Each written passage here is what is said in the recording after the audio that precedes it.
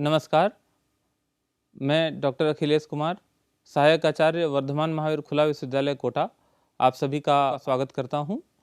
जैसा कि पिछले वीडियो व्याख्यानों में हमने देखा कि attention deficit and hyperactivity disorder की परिभाषा डायग्नोस्टिक एंड स्टैटिस्टिकल मैनुअल 5 में क्या दी गई है।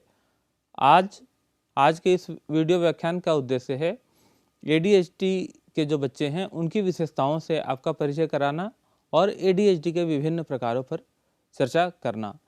तो जैसा कि आप जानते हैं कि ADHD attention deficit and hyperactivity disorder एक ऐसा डिसऑर्डर है जिसके 3 मुख्य विशेषताएं होती हैं।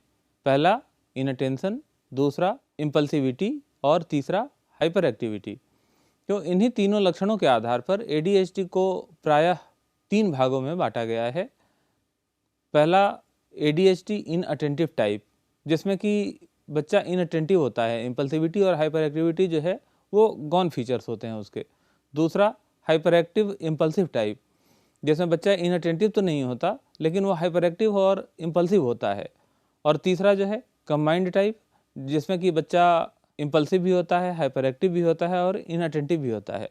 अगर आपने पिछले व्याख्यानों को देखा होगा तो उसमें ADD अटेंशन डेफिसिट डिसऑर्डर और attention deficit and hyperactivity disorder, इन दोनों पे चर्चा की गई थी। लेकिन DSM-5 के नए वर्जन में इसका पूरा नाम ADHD कर दिया गया है, attention deficit and hyperactivity disorder.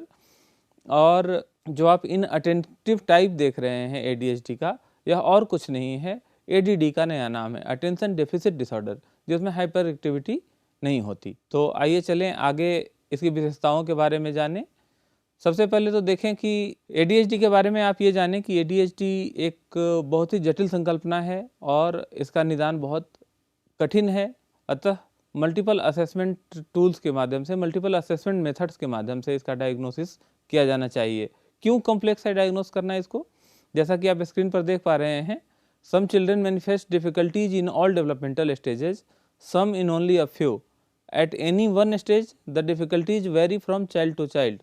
कि इस प्रकार के लक्षण जो है बच्चे में, कुछ बच्चे जो है सभी डेवलपमेंटल स्टेजेज पे शो करते हैं और कुछ जो है बहुत कम डेवलपमेंटल स्टेजेज पे शो करते हैं।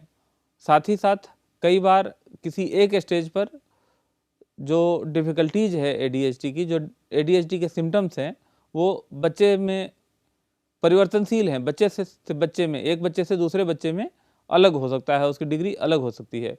Some will have academic problems, कुछ ADHD के बच्चे जो है उनको शैक्षिक समस्याएं हो सकती हैं।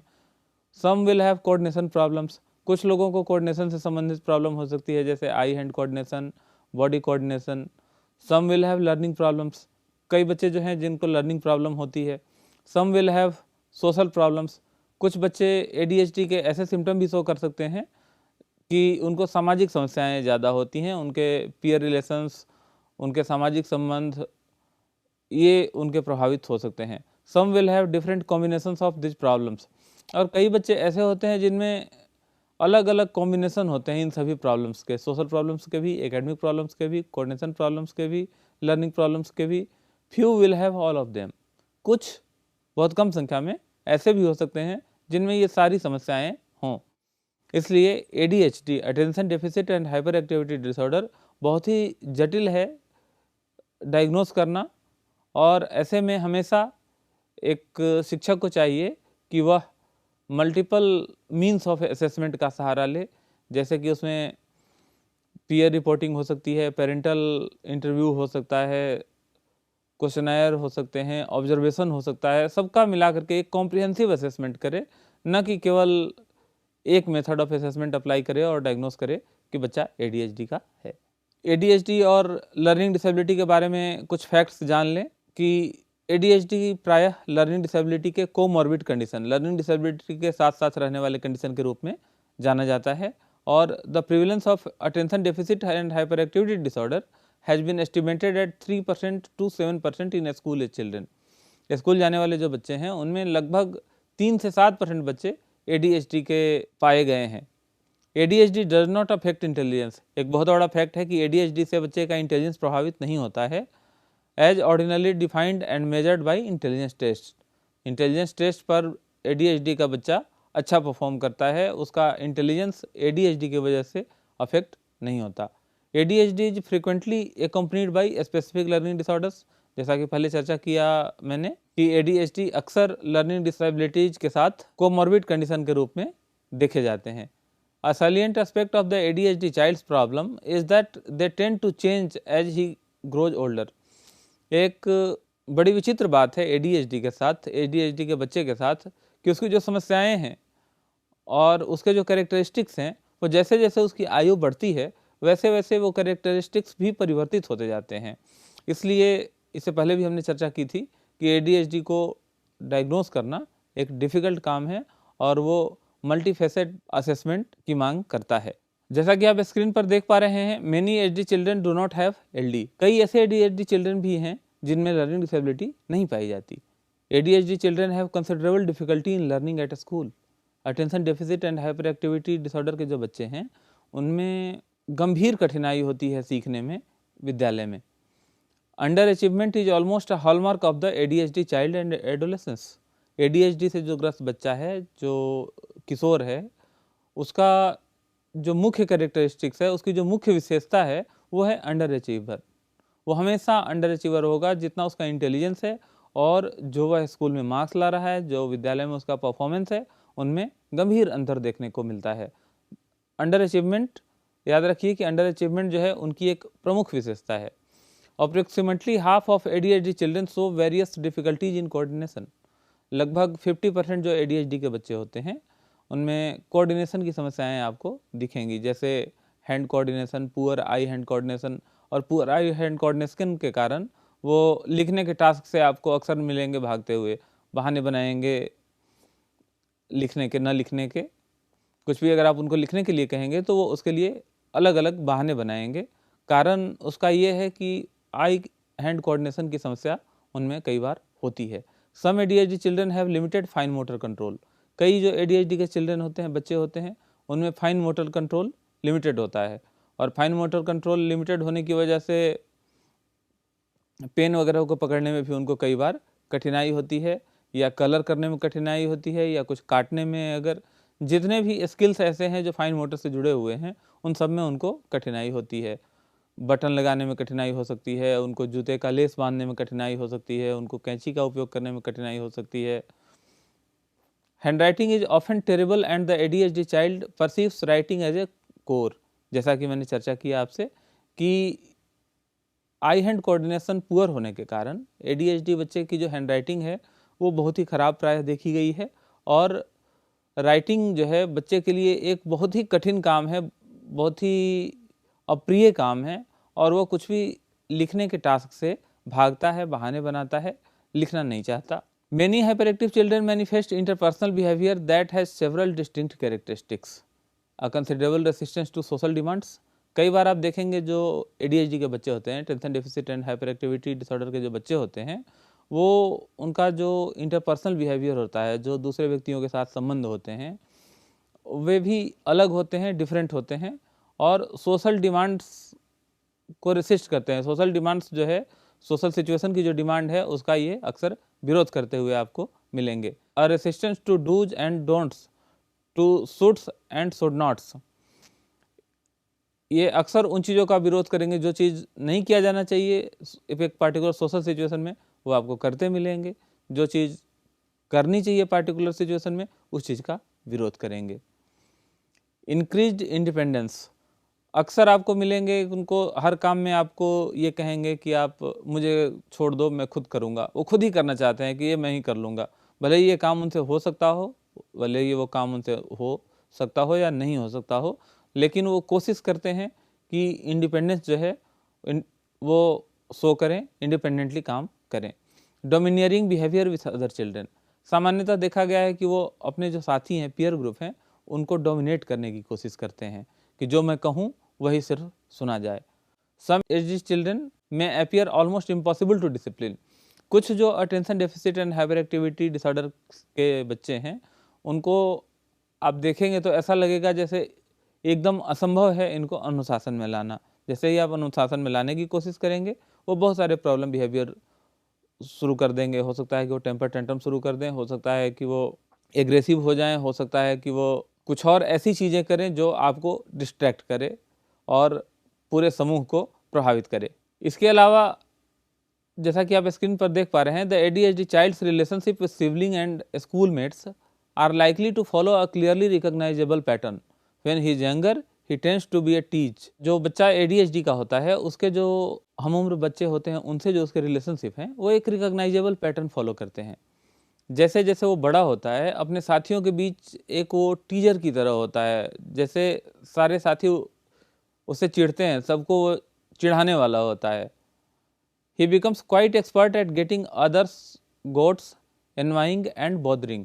दूसरों को एनवाय करने में, परेशान करने में, बोदर करने वाले बिहेवियर में वो विशेषज्ञ हो जाता है और वो ऐसी ऐसी हरकतें करता है ताकि सबका ध्यान उसकी ओर जाए और समूह का ध्यान जो है उसी की ओर हो। और इसके लिए अक्सर उसमें ऐसी पर्सनालिटी विकसित होती है जो दूसरों को चिढ़ाने वाली हो, दूसरों को बोदर करने वाली हो। As he grows older he shows a very marked tendency to be bossy. और ये जो प्रवृत्ति होती है अटेंशन सीकिंग की, उसमें वो जैसे जैसे बढ़ता है तो उसमें प्रवृत्ति होती है कि वो सबका बॉस रहे, वो जो कहे सब लोग सुने। अगर वो खेलने भी जाता है तो वो जो नियम बताए उस नियम से खेल खेला जाए। अगर उस नियम से खेल खेलने को उसके साथी तैयार नहीं है तो वो अपने उन साथियों को छोड़ करके अलग हो जाएगा। When he plays with other children, he strives to be the leader। जब वो दूसरे बच्चों के साथ खेलता है तो वो चाहता है कि नेतृत्व उसके हाथ में हो। He wants to decide what games will be played। वो चाहता है कि कौन सा गेम खेला जाए, और न केवल कौन सा गेम खेला जाए, वो ये भी चाहता है कि ये गेम किन नियमों से खेला जाए। अगर नियमों को फ्लेक्सिबल करना है तो वो उससे पूछ करके किया जाए और उसके अनुरूप किया जाए। He wants to decide what the rules are and if the game is not played the way he likes, he may quit। अगर जिस वे में उसको पसंद है गेम खेलना, उस वे में गेम खेलने को उसको साथी तैयार नहीं है तो वो गेम छोड़ देता है, वहाँ से चला जाता है, उस परिस्थिति से भाग जाता है। Other children tend to avoid him and after a while the ADHD child is likely to be without friends। और उसकी इस प्रवृत्ति के कारण जब भी आप एक डोमिनेटिंग नेचर शो करेंगे अपने साथियों के साथ, अपने साथियों पे अपना सिक्का जमाना चाहेंगे, तब क्या होता है, आपके साथी आपको नापसंद करना शुरू करेंगे। और साथियों के इस नापसंद करने की प्रवृत्ति के कारण धीरे धीरे वो बिना दोस्त के हो जाता है, कोई भी उसका क्लोज फ्रेंड नहीं रह जाता है। Makes friend easily. कई बार चूँकि उसकी एक्टिविटी जो है वो ज़्यादा होती है, इसलिए वो दोस्त तो आसानी से बना लेता है लेकिन वो उनको बरकरार नहीं रख पाता। As a result the ADHD child often plays with younger children. अक्सर आप देखेंगे कि जो attention deficit and hyperactivity के बच्चे हैं वो अपने से कम उम्र के बच्चों के साथ, अपने हम उम्र बच्चों की बजाय अपने से कम उम्र बच्चों के साथ खेल रहे हैं, उनके साथ रह रहे हैं। उसका कारण यही है कि उसके जो कम उम्र के बच्चे हैं उसके डोमिनियरिंग नेचर को, डोमिनेटिंग नेचर को रेसिस्ट नहीं करते हैं, उसके लीडरशिप को रेसिस्ट नहीं करते हैं, उसके नेतृत्व में रहते हैं, खेलते हैं। इसलिए वो अपने से यंगर बच्चों के साथ, अपने से छोटे बच्चों के साथ खेलता है हम उम्र बच्चों की बजाय। चूँकि हम उम्र बच्चे उसकी डोमिनियरिंग बिहेवियर को रोकेंगे, उसका विरोध करेंगे, इसलिए वह सेफ साइड के लिए वो अपने से यंगर बच्चों के साथ खेलता हुआ आपको सामान्यतः दिखेगा। ADHD children tend to have mood swings and cycles. कई बार आपको उनमें मूड स्विंग भी दिखेगा, अचानक क्रोधी हो गए, अचानक खुश हो गए। So their behaviour tend to be unpredictable. ऐसे में उनका बिहेवियर अनप्रिडिक्टेबल है आपके लिए, आप उसका अनुमान नहीं लगा सकते कि वो अगले क्षण में क्या बिहेवियर करेगा। They have great difficulty regulating their emotions. उनको अपने इमोशंस पे कंट्रोल करने में बहुत समस्या होती है। They are sometimes insensitive to pain. कई बार वो ऐसा प्रदर्शित करते हैं जैसे उनको कोई दर्द नहीं हो रहा हो, कोई तकलीफ नहीं हो रही हो। कभी अगर चोट लग गई, चूँकि वो हाइपर एक्टिविटी के शिकार होते हैं तो बार बार गिरते हैं, बार बार चोट लगती है उनको। ऐसे में आप देखेंगे कि चोट लगी है, गंभीर लगी है, जितने में एक सामान्य बच्चा जो है शायद बहुत देर रोए या बहुत देर तनाव में रहे, ये आपको इनसेंसिटिव टू पेन दिखेंगे। They seem unaffected by and are less likely to react to the frequent bumps, falls and scrapes. बार बार गिरने, चोट लगने या छिल जाने के प्रति वो आपको लेस लाइकली टू रिएक्ट, वो बहुत कम रिएक्शन देते हैं अपनी हम उम्र के बच्चों की तुलना में। Combination of this fearlessness, a craving for attention, impulsivity and a tendency not to plan ahead is apt to land them in socially unapproved situations. कई बार क्या होता है कि इस प्रकार की जो फियरलेसनेस होती है और अटेंशन की जो प्रवृत्ति होती है, उनकी अटेंशन सीकिंग की जो प्रवृत्ति होती है, आवेगी जो व्यवहार होता है और कोई भी चीज़ प्लान न करना, पहले करना उसके बाद सोचना, ये उनको कई बार विचित्र सामाजिक परिस्थितियों में डाल देती है जो सामाजिक रूप से अप्रूव्ड नहीं है, सामाजिक रूप से स्वीकार्य नहीं है। जैसे जहाँ पे चढ़ना हो, कहीं पे किसी चीज़ पर चढ़ना हो, किसी मंच पर चढ़ना हो, जिस समय ये अपेक्षित हो कि उस मंच पर किसी और को नहीं चढ़ना, वहाँ पे कोई गेस्ट आएगा, वहाँ पर ये उस मंच पर चढ़ें। या कोई ऐसे जगह हो जैसे चार दीवारी हो, कोई बाउंड्री हो जिस पे चढ़ना मना हो, उस पे चढ़ने की कोशिश करें, या ऐसे और भी कोई काम सोशली अनअप्रूव्ड काम वो कर सकते हैं। When young at the tops of trees, when older impressing their adolescent peers with taboo behavior and inviting the interest of the local police। कई बार ये अपने आप को हीरो मानते हैं, अपने आप को नेता मानते हुए ऐसे ऐसे काम कर जाते हैं पीयर प्रेशर में, और अपने दोस्तों को दिखाने के लिए कि मैं डरता नहीं हूँ, मुझे अपने साथियों का अटेंशन चाहिए, और इन चक्करों में वो वैसे ऐसे काम भी कर जाते हैं कि कई बार वो आपराधिक होते हैं। इम्पल्सिविटी जो है उनका आवेगी व्यवहार उनके पुअर प्लानिंग और जजमेंट में भी दिखता है। उनके निर्णय लेने की क्षमता, किसी भी चीज़ पर जल्दी निर्णय नहीं ले पाते या किसी भी चीज़ की प्लानिंग अच्छे से नहीं कर पाते। कुछ ADHD चिल्ड्रन जो है उनमें पुअर ब्लैडर कंट्रोल और बॉल कंट्रोल भी देखा जाता है, जैसे एक पर्टिकुलर एज के बाद भी बिस्तर पर यूरिनेट कर देना।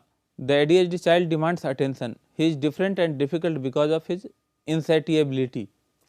ADHD का जो बच्चा है यूजुअली वो हमेशा अटेंशन सीकिंग होता है, हमेशा वो चाहता है कि सबका ध्यान उसी की ओर हो, और इस वजह से वो सारे बिहेवियर ऐसे करता है, चाहे वो अच्छे हों, बुरे हों, सामाजिक रूप से स्वीकार्य हों, सामाजिक रूप से स्वीकार्य न हों, ताकि लोगों का अटेंशन उसकी ओर हो। Their impulsivity combines with their distractibility to produce untidy rooms, sloppy dress, untucked shirt, unzipped zippers. आप उनको हमेशा देखेंगे, इवन उनकी ड्रेसिंग सेंस भी देखेंगे तो कभी कपड़े नहीं अच्छे से पहने हैं, शर्ट नहीं अच्छे से पहना है, वो जिपर अच्छे से नहीं लगाए हैं, असाइनमेंट फिनिश नहीं किया है, जो पढ़ रहे हैं उसमें केयरलेस मिस्टेक्स कर रहे हैं, कभी शब्द छोड़ दे रहे हैं, कभी लेटर छोड़ दे रहे हैं, जो लिख रहे हैं उसमें कभी शब्द छोड़ दे रहे हैं, कभी लेटर छोड़ दे रहे हैं, कभी पंक्चुएशन मार्क छोड़ दे रहे हैं। मतलब हर चीज़ जो है डिसऑर्गेनाइज आपको उनकी दिखेगी, चाहे वो उनका सामाजिक व्यवहार हो, चाहे वो उनका शैक्षिक कार्यकलाप हो, चाहे उनका सहशैक्षिक कार्यकलाप हो, सब में आपको उनका डिसऑर्गेनाइजेशन और एक डोमिनियरिंग नेचर हमेशा दिखेगा। आज के इस वीडियो व्याख्यान में हमने देखा कि ADHD attention deficit and hyperactivity disorder के बच्चों की सामान्य विशेषताएं क्या हो सकती हैं और कैसे उनकी पहचान एक शिक्षक अपने क्लासरूम में कर सकता है ताकि आगे उसको रेफरल के लिए भेजा जा सके। आगे आपके सेल्फ असेसमेंट के लिए कुछ प्रश्न दिए गए हैं, उन प्रश्नों को हल करें और देखें कि आपने क्या क्या सीखा। तब तक के लिए आप सभी का बहुत बहुत धन्यवाद और आभार।